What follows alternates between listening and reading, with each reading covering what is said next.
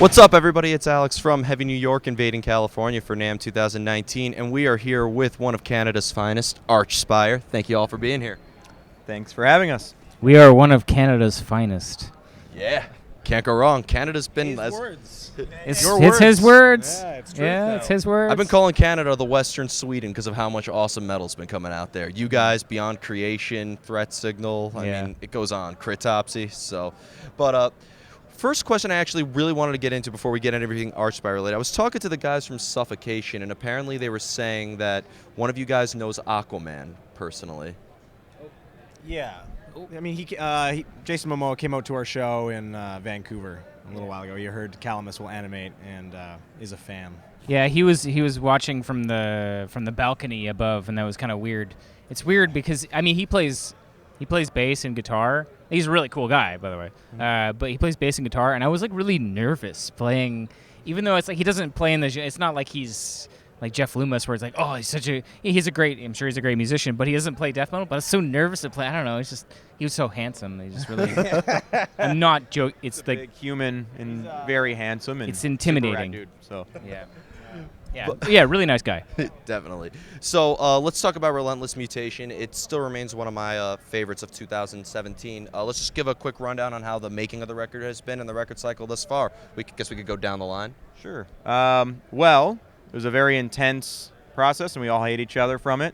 That's true. So it took about a year at least of intense writing. Yeah. I mean, we even had stuff probably before that, but when we actually had to, hunker down and really focus on it. It was about a year of writing schedule, and yeah, it was a lot of trial and error, and like I said, we all hate each other from it. But well, we did have like some stuff written in about 2015, and then in 2016 we focused on writing, and then I think we recorded in 2016, right? Yeah. Yes, because it took about.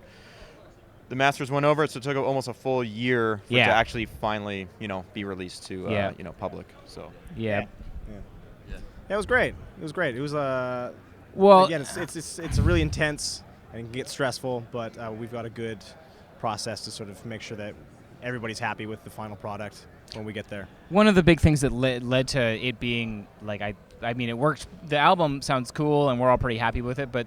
The place that we recorded in Denver with Dave Otero, who's a great producer, the Wi-Fi was really bad in his suite, and to write more. and our van's insurance ran out, so we couldn't go anywhere. We were trapped. So all we had time to do, or we had as much time as we ever needed to just sit around and some.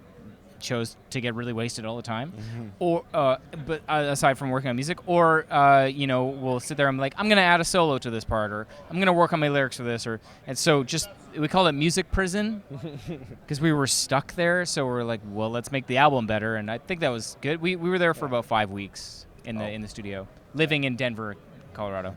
Well, now I know why that record is so heavy and so uncompromising. But I was actually curious about that. I thought this record had a really good flow to it. It was very consistent. Was that like a preconceived idea? Let's just make a record that's straight brutal, or did it kind of just happen that way? Well, the one thing you can say about the flow of the album is that it is in the order that we wrote it in. Yeah. Oh. So if you listen to the first song to the last song, we wrote that. Like, we made tweaks along the way, non-chronologically, but the number, like track 1 to track 7, that's the order that we started writing those songs in. So Dark Horizontal was the last song, and yeah. Calamus Will Animate was the second to last song. So. Yeah. It wasn't planned to do that, but when it came time when we were getting questions from the label, and even Dave was like, hey, what kind of order do you guys want to do? And we were like, I don't know. And then we were like sitting there like thinking, and then listening to like the pre-pro tracks and the stuff that was starting to come in from the studio. We kept like listening to it in full, and we're like, yeah, what if we just started from the first song we wrote and then worked our way over? Yeah. Like does that even work? Is that going to sound weird? And we just would listen to that a bit, and then it seemed to grow on us. So that's awesome. I did not even know that. Yeah, it's kind of a weird thing because you don't think about it when you're writing it that, oh, well, this is probably the order that people will listen to it in, but I mean, no other order for us made sense. Yeah. So I'm like, Yeah. all right, well, go for it. It's kind of weird, but Yeah. yeah. What I was curious about is now that you wrote this in the order, because I thought this record was consistent, did the making of the album get progressively easier as you moved forward?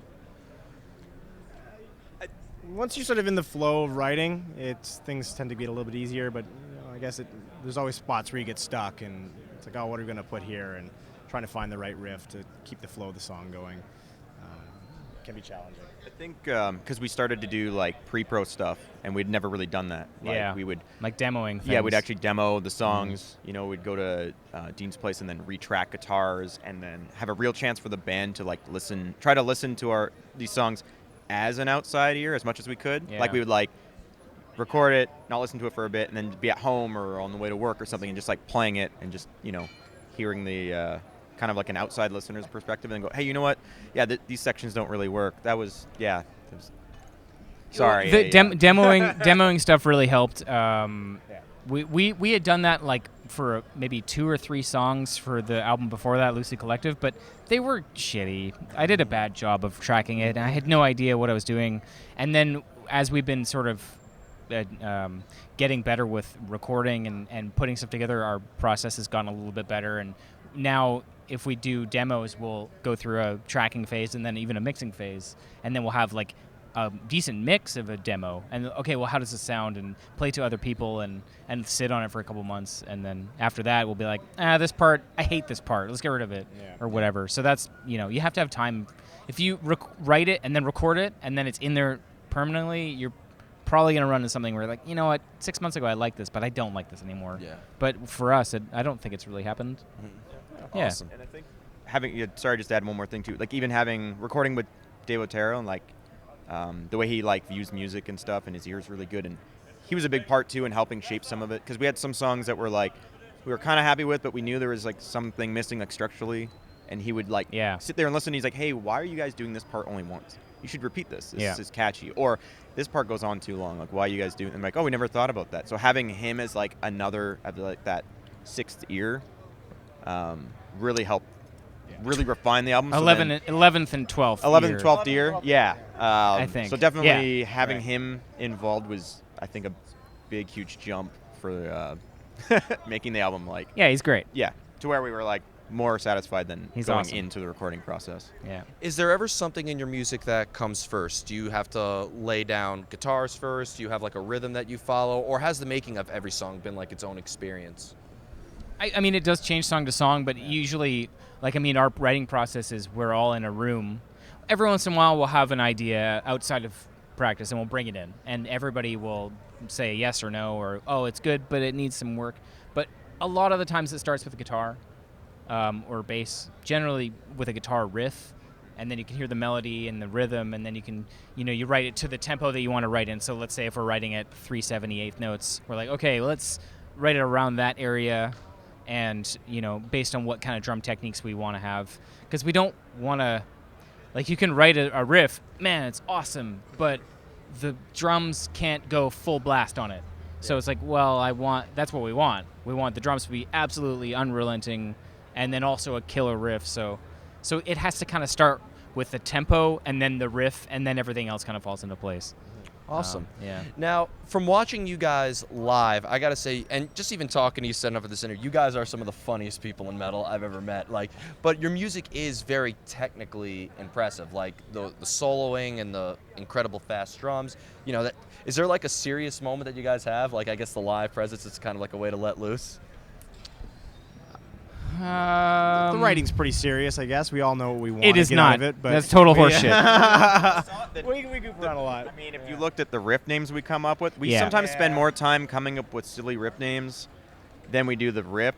Like, we'll be happy on the riff, but it will take us like an extra half an hour to come up with just the name of just a riff, just so we can move on to the next riff and then piece together the full song. Yeah, and if you see the whiteboard at our jam spot, it is offensive. It's offensive. So, like, sometimes if a member can't make it that practice, or doesn't want to go, or doesn't want to go, or wants to watch shows and eat in their bed, or whatever the case may be, we use that as ammo to name the song title. It's usually directed at them in some really bad horrible way. Yeah, So you miss a practice or a writing session, you're gonna get a bunch of riffs named after you and how you're fucking up. And Give you're me an example. balding.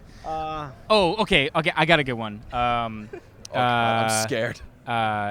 So our singer Olly was doing a lot of working out in the last 6 months, so he didn't come to jam one time, and so he lost a little bit of weight. So the riff name was Olly is less fat, but still fat and bald. So that's the right. So he is less fat, but he's still fat. Still fat. And he's bald also. Just don't forget that. And then Dean missed a jam. And we don't need to go in this one. Next, so Dean what is missed the a jam. next So- question? So the one we named review was "Baby Cried at Own Wedding." Oh, because I got 'Cause you got married, married recently. and the Congratulations, sun Sam. was in my eye, and it made it look like I was crying. That's yeah. So, you know, Oh we're God. ruthless. We're ruthless. Yeah. I loved it. I remember at the Obscura show, Olly was like said that everybody like had like somebody was sick that day, so he made up like. Yeah, he would say like he'd say I'm getting a bit fat on tour. My girlfriend's getting mad at that, and then like. He'd say he looks like an egg that fell into an ashtray. Oh, yeah, like a Spencer hard-boiled sells egg, boner yeah. pills. Jared's anorexic, and he's probably gonna pass out during the show. And then talks about other things. Dean's, I don't know. Other things. So he Well, keeps come it to the interesting show. for We don't us. need to. We And, don't. You don't yeah. need to go into it. Yeah. Yeah, we can't say that on camera. Yeah. Come to a show, and then you can hear Olly, Yeah. do a stand-up bit. Awesome. Another question I had for you is that I know that you guys have played with like a variety of different types of heavy bands. Like just recently I saw you with Obscura, but you also did a tour with Carnifex, more of like a deathcore, and then you did a tour with Origin as well. So like, have you noticed a different reaction to your music depending on like the tour that you guys are on? Yeah. If we do the deathcore tour, it's cool because the crowds are a bit bigger, but then you get a lot of people who have never heard anything like us, and sometimes it doesn't go over very well. And sometimes you make a few new fans, and it's great. But Yeah, the goal for doing a tour like that would be, okay, well, if we can do this tour, maybe it's not exactly our demo, but we'll make 10% of those people in that room a fan, 15% or whatever, or more, hopefully. But that's just, and then the next time we go through all those markets, we just have an extra 10% or whatever people come through. And so I mean, we'd like to branch out. We don't really. Besides a few kind of genres of music, we're kind of open to doing whatever kind of tour, as long as we think it's close enough to kind of what we would do, and the people in the room would sort of get it. So I could see you doing a tour with like a Killswitch Engage or something like that, or that would be that'd be That awesome. would be really cool. It'd be, I mean, we might make their fans angry, but we would. Yeah. I mean, it's an opportunity like that though, because of how big a band like that is, and What would even be- some of us even grew up listening to that band. So like, we would, Yeah. obviously say yes to something like that because it would be a cool opportunity. But What would be cool is if we could start branching out a little bit into the rap kind of, because we're all big fans of like Tech Nine and speed rap and stuff, and the vocal style is really heavily influenced by that. Yeah. So if we could go do some festivals that had that kind of those artists as well, and Yeah. so I don't know. that intro to Calamus will animate. I call that Right. death rap. Well, Right. yeah. Yeah, exactly. Yeah. So that's the kind we love stuff like that. So yeah, I mean, it'd be great to branch out into that area as well. Not Yeah. just metal specifically, but fast, other styles of music that are also really fast and technical and that kind of thing. So I have two more questions for you guys. Being a Canadian band, as I mentioned, one of Canada's finest, as I called it. But you guys are from Vancouver. Is there like a metal scene in Vancouver that you guys kind of cut your teeth in, or did you have to kind of go outside Canada in order to like get the name out there a little bit more? well, I think we started in Vancouver, but we immediately kind of wanted to branch out, and we didn't want to be stuck in that scene. But Yeah, there we had are all played in Yeah, we bands all that played in other Vancouver bands a and lot. stuff growing Yeah. up, and so we, grew up in that metal scene. Vancouver does have a cool metal scene. There's a lot. Instead of like some areas around the world will be known for like the one style, like Swedish death metal or something. But like Vancouver has like, thrash metal and gent bands and deathcore bands. It's got a bit of everything, and so for us to all, our experiences younger and stuff, and then coming together, we were like, hey, we've all kind of done this circuit, and we want to be a touring band, so we need to branch out. So it started with, we wanted to eventually go to the States and stuff, but we had to start with Canada and kind of develop a market that way, and then do visa stuff to get into the States, and then get it's a long process. But we started Vancouver and then basically branched out. But There's tons of insane musicians in Vancouver. Yeah. And there's tons of great bands. So it's cool to know those kinds of people and play shows with awesome Vancouver bands. But we've always wanted to just be a full-time touring band. That's our main goal. And so we can't you can't play your home city, every month or two. Yeah. Otherwise people are just going to get sick. It ruins it for yourself, right? Yeah. You sort of oversaturate your market, and then nobody comes out and sees you because they're not excited to see you play anymore. So it's like, play everywhere else.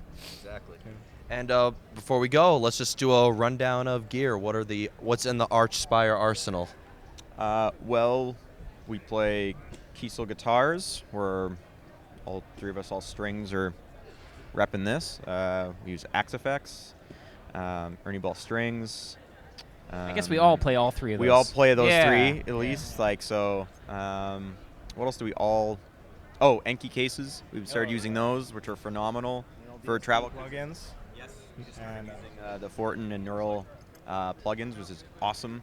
Yeah, DSP's like new wave of plugin technology. It's like real amp like quality in a plugin, which we've never experienced. So that's something new for us that we're really stoked to use for doing pre-pro stuff now, working on stuff at home. Like we even want to attempt at doing live and give it a shot, because I think it's close to getting to a live scenario where you can literally use a plugin this quality and just put everything on a laptop. Just off a laptop, which is pretty crazy. A lot of bands are starting to do that, but this type of plugin, it's pretty much there. It feels like so. Yeah, does awesome. Having similar gear maybe kind of allow you guys to be in sync with the sound all the time? Because there's I know that Periphery, they have 3 guitar players. One uses Jackson, one uses PRS, and one uses Ibanez.